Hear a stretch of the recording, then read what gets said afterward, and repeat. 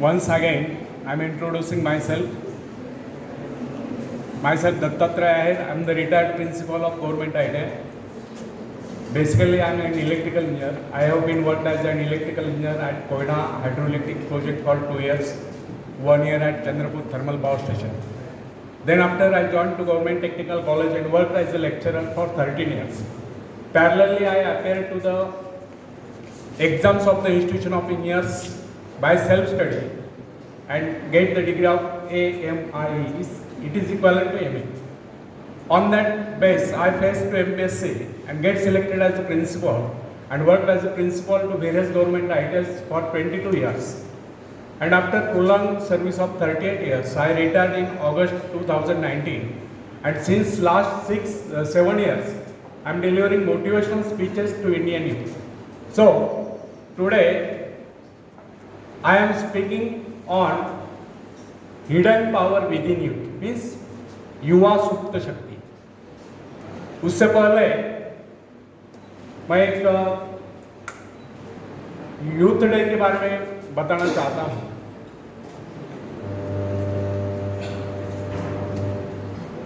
तो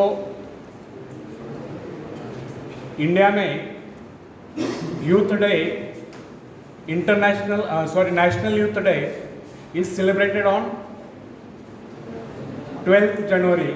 It is the birth anniversary of our great Swami Vivekananda ji. Swami Vivekananda ये सिर्फ 40 बरस जीवन जिए हैं, लेकिन उन्होंने अपने जो अनमोल विचार पीछे रखे वह आने वाली सदियों में युवा पीढ़ी को प्रेरणा देने वाले विचार हैं. और इसी कारण उनकी बर्थ एनिवर्सरी एक नेशनल यूथ डे के माना जाता है, ताकि उनके विचार इस युवा पीढ़ी को मिले. और आज जो है वो इंटरनेशनल यूथ डे है, वर्ल्ड यूथ डे. तो स्वामी विवेकानंद जी का एक स्लोगन है युवाओं के लिए,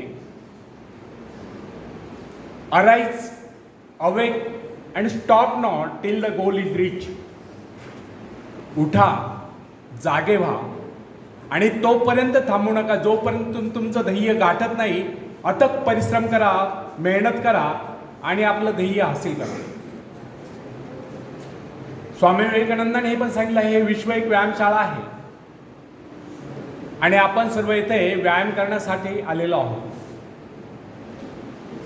त्यांचं सांगण्याचा उद्देश हा नाही की आपल्या सर्वांना मल्ल व्हायचं. त्यांचं सांगण्याचा व्यापक अर्थ असा आहे, आपल्याला शारीरिक, मानसिक आणि बौद्धिकदृष्ट्या सक्षम व्हायचं आहे.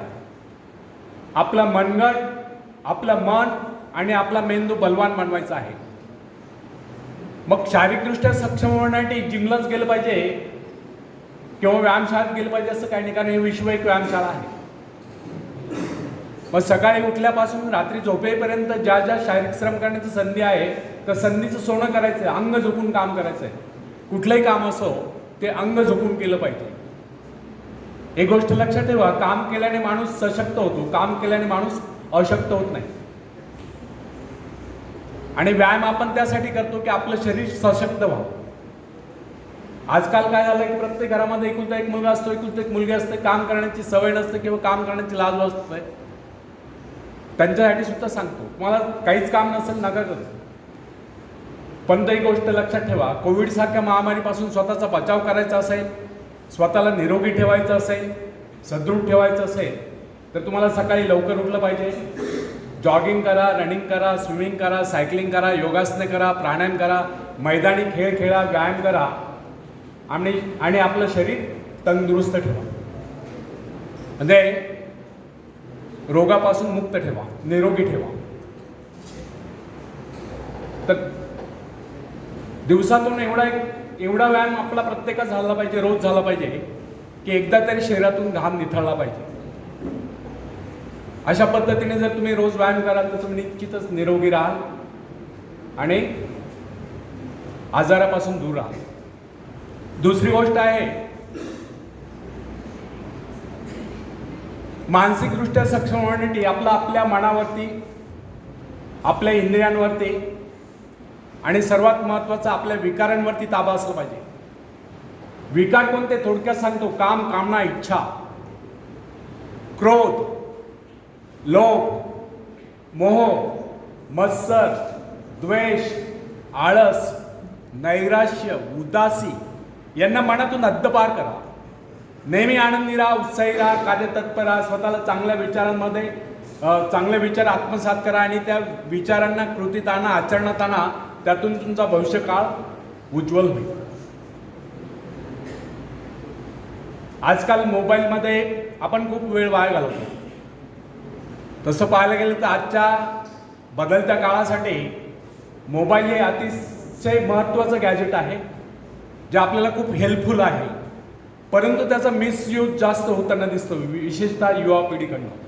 तर त्याचा मिसयूज करू नका, त्याचा प्रॉपर यूज करा. जसं की आता या ठिकाणी होतोय, हे यूट्यूबवर पडणार आहे आजचं व्याख्यान.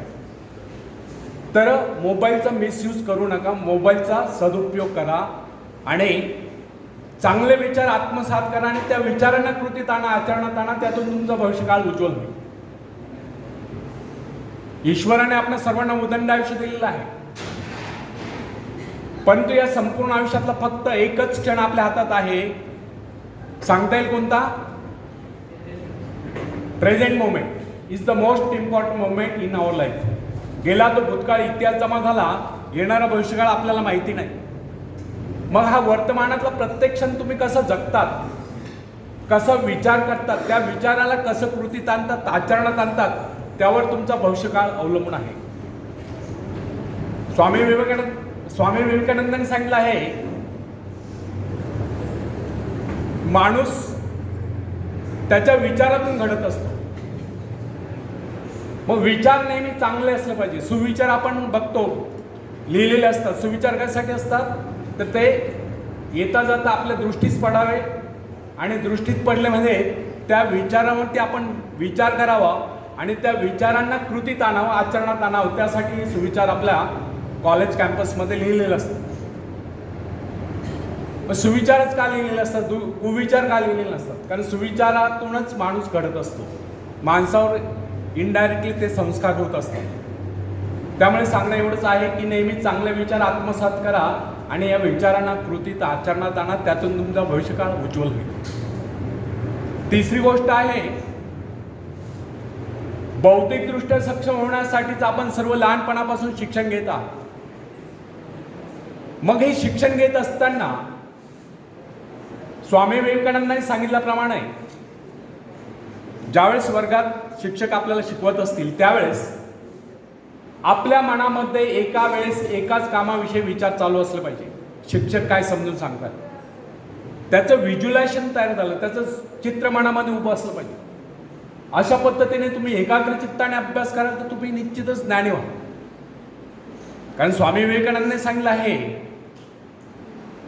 ज्ञानी माणसाचा सर्वात महत्वाचा गुण म्हणजे तो एकाग्र चित्त असतो. आणि एकाग्र चित्ततेची वेगळी व्याख्या नाही. एकाग्र चित्ततेची एवढीच व्याख्या आहे की एका वेळेस आपल्या मनामध्ये एकाच कामाविषयी विचार चालू असले पाहिजे की शिक्षक काय समजून सांगतात. त्यावेळेस आपल्या मनामध्ये दुसरे विचार येता कामा नाही की आईने डब्बा काय दिला असेल, मधल्या सुट्टीत आपण काय जेवण करायचं, असे विचार जर तुमच्या मनात शिक्षण शिकवत असताना चालूच असतील तर तुम्ही ज्ञानी होऊ शकत नाही. ज्यावेळेस तुम्ही जेवण करता त्यावेळेस पूर्ण लक्ष जेवणावर एकाग्र करा, म्हणजे जेवणाविषयी तुमची चर्चा चालू असू द्या. परंतु ज्यावेळेस वर्गात शिक्षक शिकवतात त्यावेळेस पूर्ण एकाग्रपणे ते समजून घेतलं पाहिजे. ज्यावेळेस तुम्ही एखादं पुस्तक वाचता किंवा मोबाईलवर एखादं वाक्य सेंटेन्स वाचता तर त्या वाक्याचा अर्थ तुमच्या मनामध्ये शिरला पाहिजे, त्याचं चित्र मनामध्ये उभं असलं पाहिजे, त्याचं व्हिज्युलायझेशन मनामध्ये तयार झालं पाहिजे. अशा पद्धतीने तुम्ही एकाग्र चित्ताने अभ्यास कराल तर तुम्ही निश्चितच ज्ञानी व्हाल.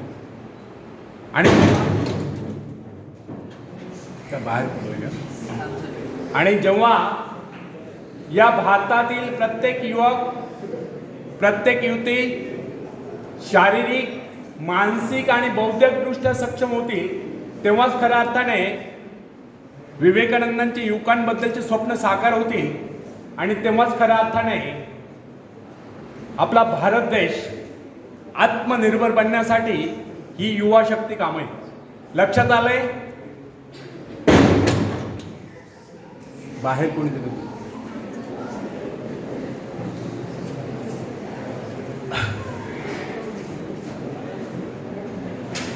तर आपल्याला या व्यायामशाळेमध्ये कोणता व्यायाम करायचा आहे? 3 गोष्टींचा. कोणत्या? शारीरिक, मानसिक आणि बौद्धिकदृष्ट्या सक्षम व्हायचं आहे. एवढं जरी लक्षात ठेवलं तर खऱ्या अर्थाने आजचा हा इंटरनॅशनल युवा दिन साजरा झाला असं मी समजेन. त्यासाठी आपल्याला काय करायचं ते सांगितलंच आहे तुम्हाला. शारीरिकदृष्ट्या सक्षम होण्यासाठी भरपूर मेहनत करायची आहे. काम करताना लाजायचं नाही, काम करताना संकोच करायचा नाही, अंग झोकून काम करायचं आहे.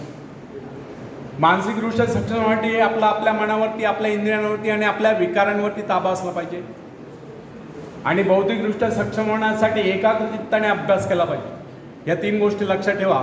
त्यातून खऱ्या अर्थाने या युवा शक्तीला आत्मनिर्भर बनण्याची क्षमता विकसित होईल.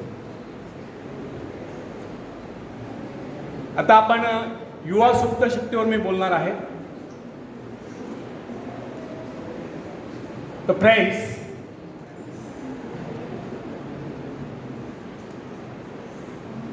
किसी भी व्यक्ति के जीवन में सबसे महत्वपूर्ण क्षण होता है जब व्यक्ति अपने आत्मा के स्वरूप को, अपने भीतर छिपी शक्तियों तथा गुणों को पहचान लेता है. कुछ लोग ऐसे भाग्यशाली होते हैं जो अपनी शक्तियों को, अपने आत्मा की स्वरूप को पहचान पाते हैं. शेष तो अपने जीवन की गाड़ी जैसे तैसे खींचते रहते हैं.